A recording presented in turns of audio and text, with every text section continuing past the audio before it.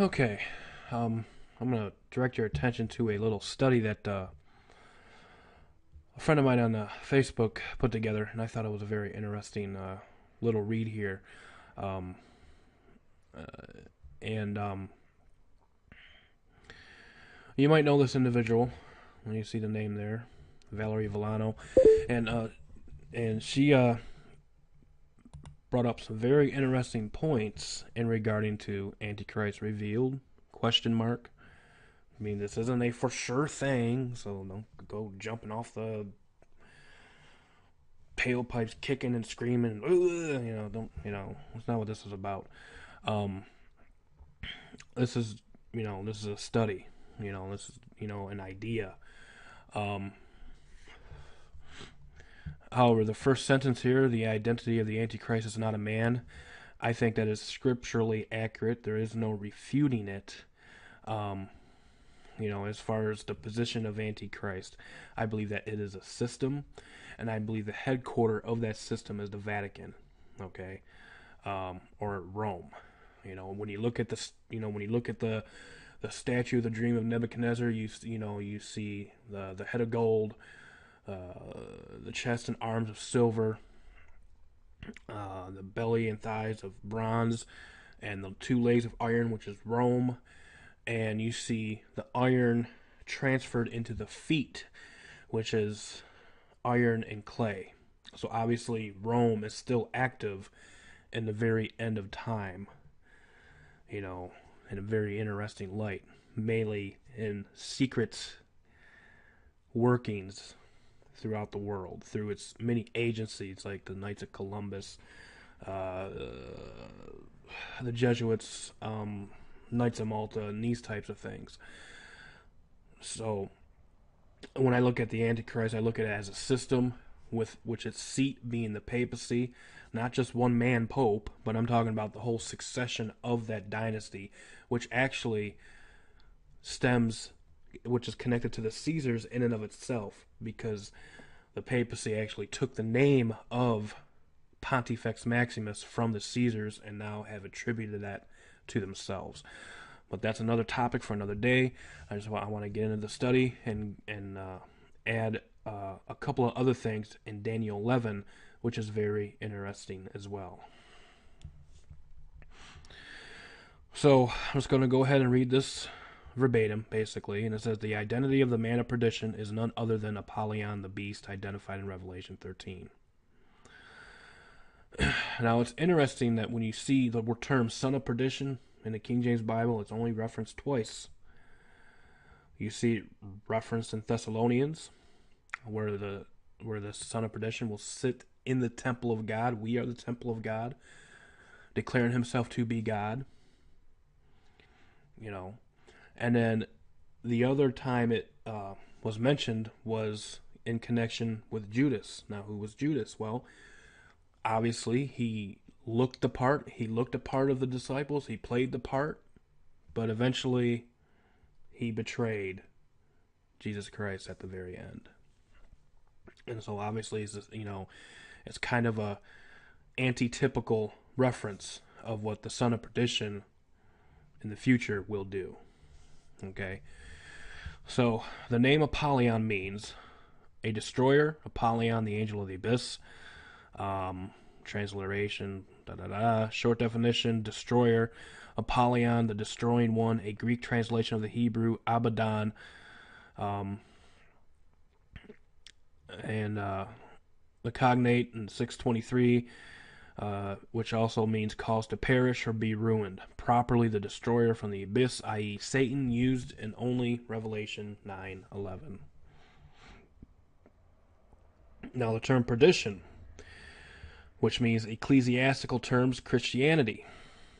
Perdition also means destruction.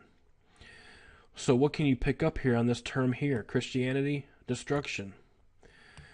This will seem to me that when I look at this in a spiritual sense, that this is a counterfeit Christianity. And obviously we know through the World Council of the Churches in Rome and these types of things that there is a counterfeit Christianity that has basically overtaken the world. You need no look further than the church here in America under 501c3. Okay? It's a final and irrevocable spiritual ruin, the state as one that the wicked are said to be destined to endure forever. It's another word for hell in theology. It means utter disaster, ruin. From the Latin, it means ruin, from Latin perdere, to lose, from per, away, dare, to give. So with this in mind, let's read Revelation 13:11. And they had as king over them the angel of the bottomless pit, whose name in Hebrew is Abaddon, but in Greek he is the name Apollyon. This is the Antichrist, or a beast. Then the beast was captured, and with him the false prophet Muhammad.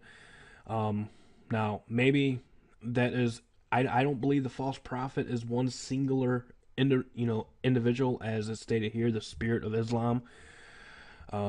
Before the term Islam was coined, I think if you look at like the reformers of ancient past, of like the Reformation, Islam was another term. It was used, I think it was called Mohammedanism, and that is basically, false prophet.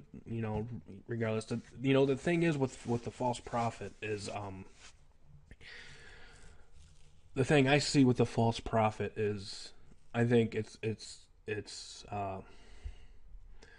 representative, part and partial of Islam, but the compromise between Christianity and Islam in and of itself, Chrislam, okay, where you have the church that believes that we're all praying to the same God and these types of things. That to me, in conjunction, would basically represent a false, the false prophet, okay. Who works signs in his presence, by which he deceived those who received the mark of the beast and those who worshipped his image. These two were cast alive into the lake of fire, burning with brimstone. Revelation 17:11 says, the beast that was and is not is himself also the eighth, and is of the seven, and is going to perdition. Apollyon, Antichrist, man of perdition. Words are very important in the Bible. You connect the dots with the words and you kind of see where they line up. And verse 13, it says, these are of one mind in Revelation 17, and they will give their power and authority to the beast. These will make war with the Lamb, and the Lamb will overcome them, for he is Lord of lords and King of kings, and those who are with him are called chosen and faithful. 1 John 4:2 states, by this you know the Spirit of God. Every spirit that confesses that Jesus Christ has come in the flesh is of God, and every spirit that does not confess that Jesus Christ has come in the flesh is not of God. And this is the spirit of the Antichrist, which you have heard was coming, and is now already in the world. The Antichrist has three spirits with the same mind working through Apollyon, who works through the minds of the political leaders in the whole world, all who reject Christ. Revelation 13:12 says, therefore rejoice, O heavens, and you who dwell in them. Woe to the inhabitants of the earth and the sea, for the devil has come down to you having great wrath, because he knows that he has a short time. Revelation 16:13 says, and I saw three unclean spirits like frogs coming out of the mouth of the dragon, out of the mouth of the beast, and out of the mouth of the false prophet. Now the dragon and the beast are very interesting, because guess what? The dragon gives the beast its authority. Okay? Something to pay attention to. The dragon is Satan. The beast is Apollyon, who is the Antichrist. And the false prophet is Mohammedanism, or Islam, which is the false religion. Or let's also kind of put in there Chrislam. Okay? How can I say the Antichrist is not one man? And there's no conjecture here. I mean, I don't think there's any refuting this. For they are spirits of demons performing signs which go out to the kings of the earth and of the whole world to gather them to the battle of that great day of God Almighty, Armageddon. Now, in my personal opinion, when I look at this battle of Armageddon, I don't exactly see this as happening in one little piece of land called Megiddo. I think this is going to be a worldwide conflict. Because the end goal for Satan is to take as many with him as possible by deluding the mind, strong delusion, okay, in order to take with him, which God says, fear not those who can kill the body, but fear him, which is God, who can kill both body and soul in hell.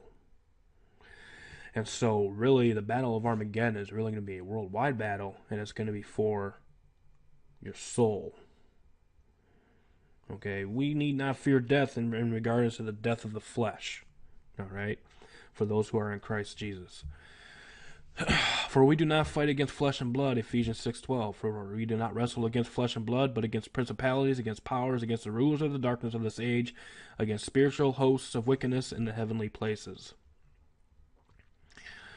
So with the above evidence, I would conclude that the dispensation of a human man Antichrist has no ground. In fact, if we read the scriptures plainly, we find that the Antichrist actually works through all of the world leaders and people of the world. The New World Order is the system. There can never be one man to rule the world, not with the egos of the world powers of world leaders. Instead, it is a system of a collective whole in unison with the three unclean spirits spoken of in Revelation 16. It's the whole world under demonic possession, basically. However, the end-time saints will not be affected by the demonic influences. Those who fall away, the great falling away, and those who reject the truth of Christ will receive the mark of the beast, which is a human number. 666, 6 is the number of a man created on the sixth day. We are a triune species. We are body, soul, and spirit. All those who accept the way of the world, New World Order, however they bring it about, be it the chip, RFID, or some other mark, will go into perdition. We have not seen that on the world stage as of yet. My theory is it will be some medical device such as an RFID chip with medical history stored in DHS database, but that's just my idea. However, the mark of the beast is a representation of the New World Order. It says friendship with the world is enmity with God. There will come a time the NWO will push this chip or mark agenda under the guise of unity with world peace and a holistic people. With ISIS coming out of Syria and the recent outbreak of Ebola, it is clear that Apollyon is now loosed on the earth. I speculate that the Antichrist has been in operation right under our noses while the majority of Christians still follow dispensational doctrines and interpretations and philosophies of men. Although subjective, I believe this is a strong thesis in a different yet biblical light of the identity of the Antichrist. This was a very interesting study. And I want to follow it up with another passage of Scripture, okay, regarding Daniel 11. Now, Daniel 11 is a stream through history, okay, and it continues throughout today. Whereas you see the aspect of physical kings, the king of the north, king of the south, and you can kind of see the transformation from a physical sphere to a mindset sphere, okay? Because obviously the battle, the war is, what is the greatest war? Was it World War I, II, 9/11, communism? Or is the war actually about you, the individual, and the mind, the mindset, the heart, and these types of things? And the king of the north and the king of the south, basically, the spirit of the king of the north and king of the south is what is at work today. And it's very interesting when you look at history, and you look at this map here.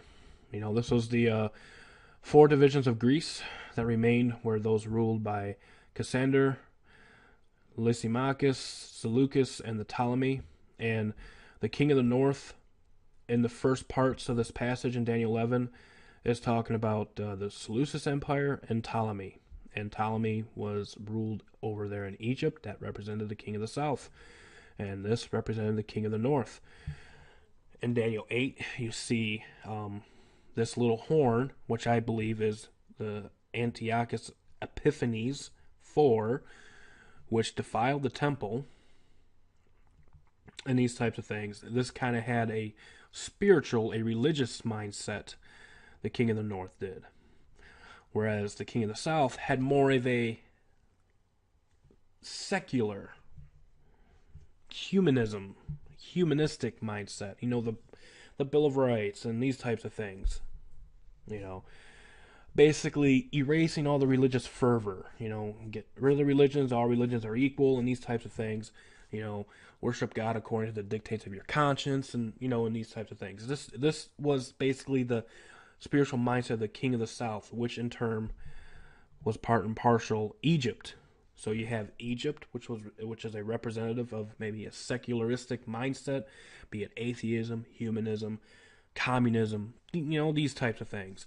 And the king of the north, which, when you look up all throughout the huge empires in the past, Babylon, which was a religio-political system, now transformed in the mindset of men to choose side. Either you follow in lockstep with the king of the north, because the king of the south is now following at the king of the north step to this day, right now, and I'll kind of bring that to light here in a moment. Or you're on the side of righteousness. And if you're on the side of righteousness, you are a separatist, you are separate from the ways of the world, therefore you are an enemy of this world. So in ancient times, the Seleucid Empire is basically representative of the king of the north, and the Ptolemy Empire is representative of the king of the south.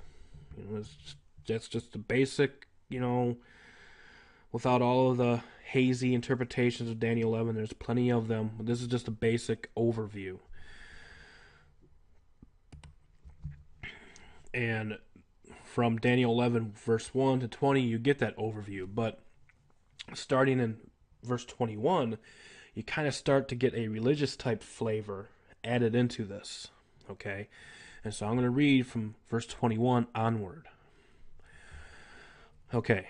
And in his estate shall stand up a vile person, to whom they shall not give the honor of the kingdom, but he shall come in peaceably and obtain the kingdom by flatteries. And with the arms of a flood shall they be overflown from before him, and shall be broken. Yea, also the prince of the covenant. And after the league made, or a confederacy, or with him, he shall work deceitfully. For he shall come up and shall become strong with a small people. If you look at history, like with the Vatican, when the papacy lost its political status in 1798 through Napoleon, basically giving rise to a secular sphere to basically overflow to basically whitewash and get rid of the whole religio-political control, and secularism took its place through revolutions and 1776, the liberty, all of this stuff with a secular mindset. This kind of was part and parcel of that. And then in 1928, Mussolini basically restored the papacy to a religio-political state in Rome. Okay? And hence there we have, he shall enter peaceably, even upon the fattest places of the province, and he shall do that which his fathers have not done, nor his fathers' fathers. He shall scatter among them the prey and spoil and riches, yea, and he shall forecast his devices against the strongholds, even for a time. And he shall stir up his power and his courage against the king of the south with a great army, and the king of the south shall be stirred up to battle with a very great and mighty army, but he shall not stand, for they shall forecast devices against him. Yea, they that feed of the portion of his meat shall destroy him, and his army shall overflow, and many shall fall down slain.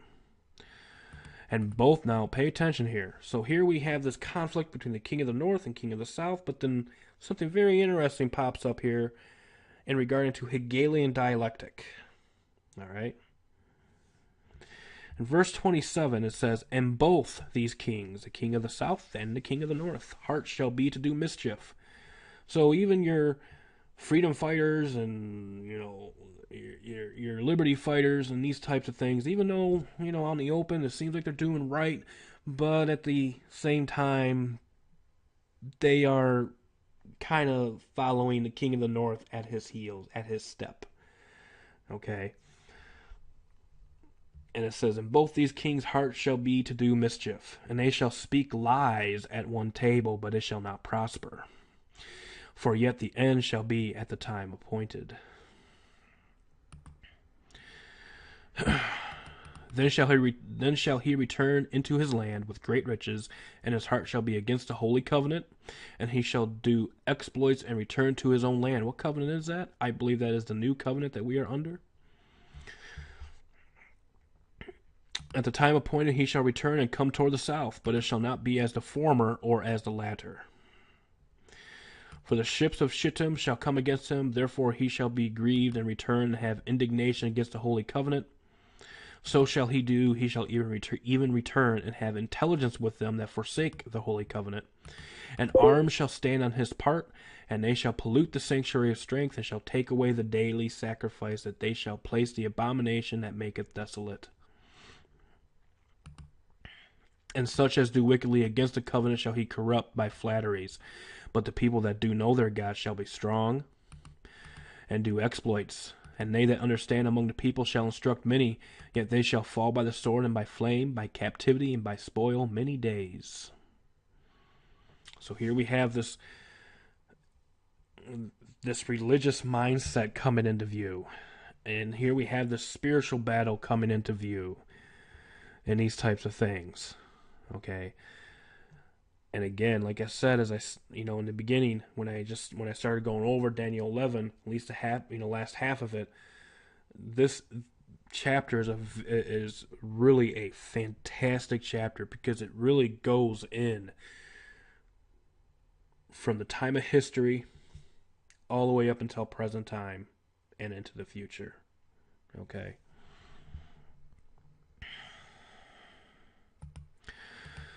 Now when they shall fall, they shall be holpen with a little help. But many shall cleave to them with flatteries. And some of them, understanding, shall fall, to try them, and to purge, and to make them white, even to the time of the end, because it is yet for a time appointed. And the king shall do according to his will, and he shall exalt himself, and magnify himself above every god, and shall speak marvelous things against the God of gods, and shall prosper till the indignation be accomplished. So this king is going to be ruling, and is ruling until the very end of time. Till the very end. Let me repeat that. This king is ruling and will rule until the second coming. What do I mean by that? Well, this king is ruling right now.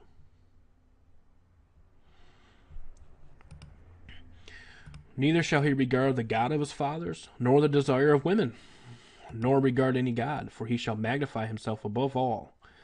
But in his estate shall he honor the God of forces, and the God whom his fathers knew not, shall he honor with gold and silver, and with precious stones and pleasant things. Thus shall he do in the most strongholds with a strange god, whom he shall acknowledge and increase with glory, and he shall cause them to rule over many, and shall divide the land for gain. And it is kind of, when you look at history, the division of Europe and all the European nations came in accordance to the papacy through the Dark Ages. They basically divided the land, in different countries and stuff like that. Basically, what you see now is what happened during the Dark Ages. When you look at the globe today and you see all these little countries like Denmark and all these kind of things, that's basically how that transpired. Now, and at the time of the end shall the king of the south push at him. So he kind of seems like he has a little bit of a victory there. And you can trace that back to the French Revolution under Napoleon. Had a huge impact on that. And obviously, it's kind of weird how Napoleon conquered Egypt. And when you look at this, isn't that interesting? Napoleon conquered Egypt, so thus he ruled over Egypt, and so did the Greek Empire as the king of the south. And this king of the south pushed at the king of the north. And what happened in 1798? All political power that resided with the papacy was destroyed. Something to think about.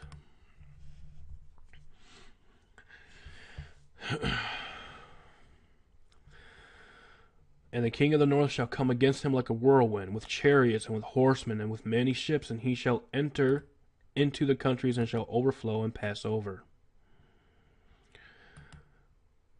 He shall enter also into the glorious land, and many countries shall be overthrown. By these shall escape out of his hand, even Edom and Moab and the chief of the children of Ammon.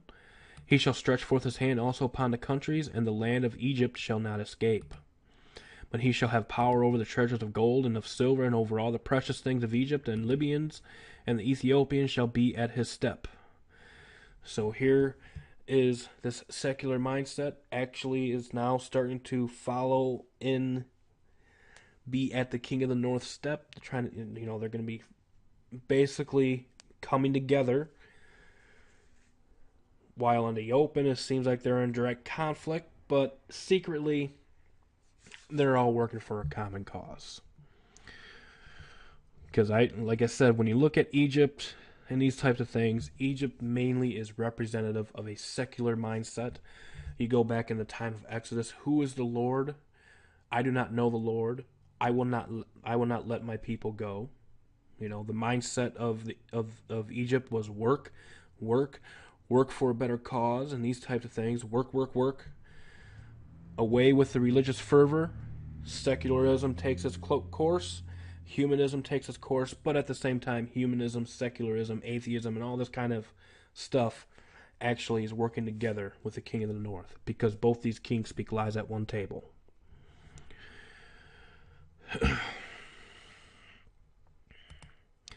But tidings out of the east and out of the north shall trouble him. When you look at the second coming of Christ, doesn't he come out of the east? Isn't the true king of the north, isn't that representative of Jesus Christ? Those that preach on his coming, about his coming, isn't that those that trouble him, the false king of the north? Therefore he shall go forth with great fury to destroy and utterly to make away many. There's persecution coming. Now, this is the interesting part. And he shall plant the tabernacles of his palace between the seas and in the glorious holy mountain. Yet he shall come to his end, and none shall help him. Now, a lot of people like to make this seem like the physical nation of Israel. The Lord will roar out of Zion. The Lord will roar out of Jerusalem. But which Jerusalem is he going to roar out of? Is it the physical Jerusalem here on this earth, or is it the heavenly Jerusalem that's above? Now, when you look at in the glorious holy mountain, which glorious holy mountain is this? Is this the holy Mount Zion that's in heaven, which is the kingdom of heaven, which we as believers strive to enter in? For we have no continuing city here on this earth. And so what is this king of the north doing? He's planting his tabernacles or churches in the glorious holy mountain. He is sitting in the temple of God, declaring himself to be God. Therefore, people that are believing in a lie, God is sending a strong delusion because they have not the love of the truth. They are believing in false prophecies. They are believing in false doctrines that has crept in. You see the mindset at work here? Now let's take a look at secularism and the mindset, the spiritual mindset of the king of the south. What's going on? Remember I said that the Egypt and Libyans and Ethiopians shall be at his step? Let's go ahead and take a look at this real quick. Remember this? This is just a small example. Pope Francis assures atheists you don't have to believe in God to go to heaven. And the atheists are following right along lockstep with it, because it feels good to them. In comments likely to enhance his progressive reputation, this was from September 11, 2013, Pope Francis has written a long open letter to the founder of La Repubblica newspaper, Eugene Scalfari, stating that non-believers will be forgiven by God if they follow their consciences. Okay. So, responding to a list of questions published in the paper by Mr. Scalfari, who is not a Roman Catholic, Francis wrote, "You ask me if the God of the Christians forgives those who don't believe and who don't seek the faith. I start by saying, and this is the fundamental thing, that God's mercy has no limits if you go to him with a sincere and contrite heart. The issue for those who do not believe in God is to obey their conscience." You don't have to believe in Jesus Christ. You don't have to believe in, I am the way, the truth, and the life. No man cometh to the Father but by me. Sin, he goes on to say, even for those who have no faith, exists when people disobey their conscience. So atheists, all you have to do is obey your conscience, and you're good. You don't have to believe in the cross. You don't have to believe any of that. And so obviously the secular mindset is, in a sense, following at the King of the North's step. And again, both these kings speak lies at one table. Even in the patriotic truth movement, folks,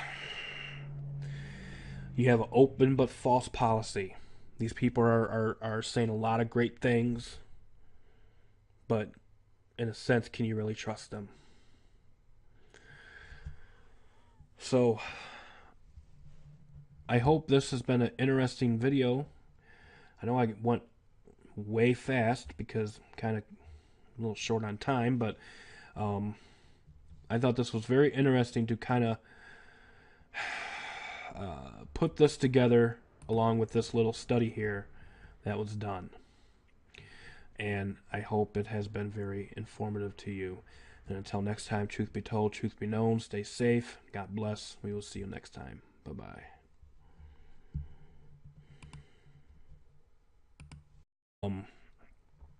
This is, this is a study. This is, an idea. However, the first sentence here, the identity of the Antichrist is not a man, I think that is scripturally accurate. There is no refuting it. As far as the position of Antichrist, I believe that it is a system, and I believe the headquarter of that system is the Vatican, okay, or Rome. When you look at the statue of the dream of Nebuchadnezzar, you see the head of gold, the chest and arms of silver, the belly and thighs of bronze, and of that dynasty, which is connected to the Caesars in and of itself, because the papacy actually took the name of Pontifex Maximus from the Caesars and now have attributed that to themselves. But that's another topic for another day. I want to get into the study and add a couple of other things in Daniel 11, which is very interesting as well. So I'm just going to go ahead and read this verbatim, basically, and it says, the identity of the man of perdition is none other than Apollyon, the beast identified in Revelation 13. Now, it's interesting that when you see the term son of perdition, 2 legs of iron, which is Rome, and you see the iron transferred into the feet, which is iron and clay. So obviously Rome is still active in the very end of time, in a very interesting light, mainly in secret workings throughout the world, through its many agencies like the Knights of Columbus, the Jesuits, Knights of Malta, and these types of things. So when I look at the Antichrist, I look at it as a system, with which its seat being the papacy, not just one man pope, but I'm talking about the whole succession. Okay, I'm going to direct your attention to a little study that a friend of mine on Facebook put together, and I thought it was a very interesting little read here.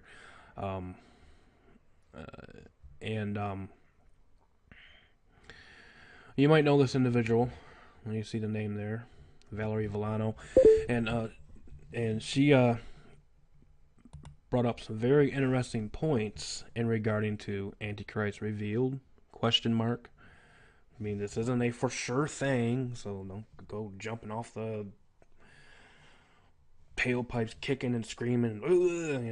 That's not what this is about. In the King James Bible, it's only referenced twice. You see it referenced in Thessalonians, where the son of perdition will sit in the temple of God. We are the temple of God, declaring himself to be God.